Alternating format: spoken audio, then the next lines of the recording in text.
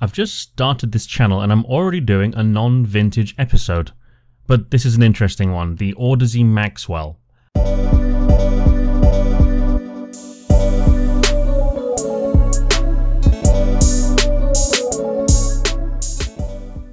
I was really curious about this one because the closed back planar scene is finally expanding and there was a considerable hype following many positive reviews. Starting off with the build, I think Audeze made some excellent aesthetic choices. Everything feels rounded, smooth, elegant, and everything feels part of a whole. The headband yokes are nice and thick, the suspension strap would look good on almost any headphone, and the headband clamp is neither too tight or too loose. I like the quality of the earpads, but I've never been a fan of proprietary mounting systems because at some point, 10 or 15 years down the road, replacement pads will not be made anymore.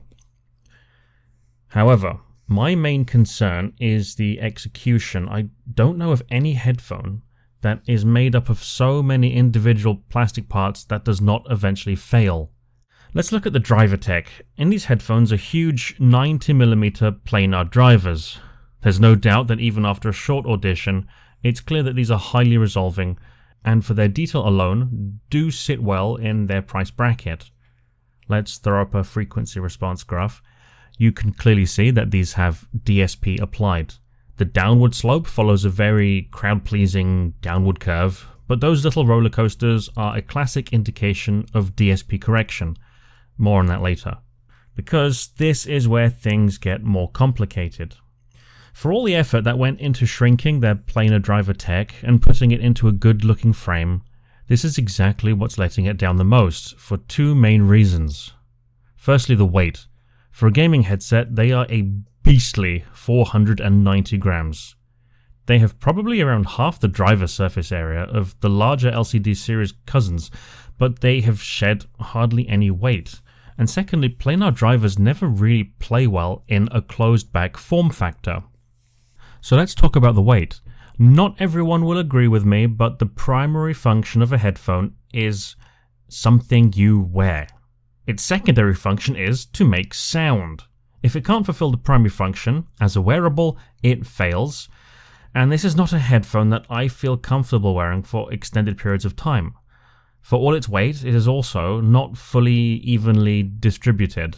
I actually find my heavier Hi-Fi Man HE500 to be a little bit more comfortable, although I did have to bend its headband into a better shape, and I added some aftermarket velour earpads, which are more comfortable than stock. So compared to a stock HE500, the Maxwell would steamroll it, but that's not what I'm saying. I'm only saying that the weight distribution could be better.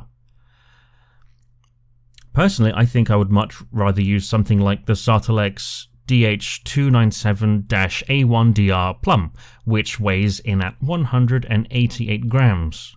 The Maxwell is 2.6 times heavier. Not only that, but it also has a rather similarly pleasant frequency response and a better presentation of soundstage.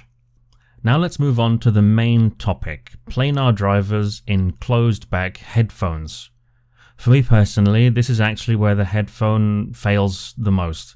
I don't think I've ever heard a full-size headphone, especially with such a large driver, produce such an impressively tiny soundstage. There's just nothing going on around you. Everything's focused on a pinpoint in the middle of your head.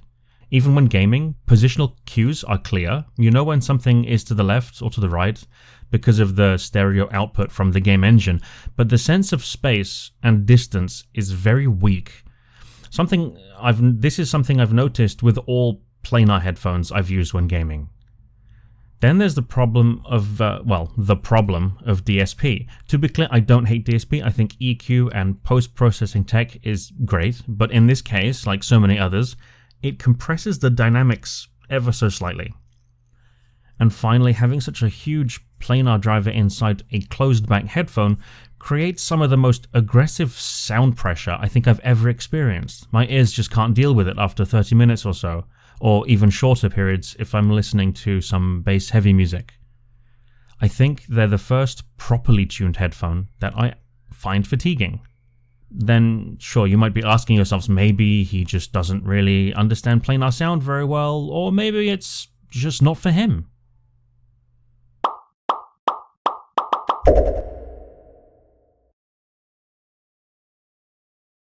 I would argue I have a reasonably fair idea of what good planars are capable of. And this isn't it. I'll see you in the next one.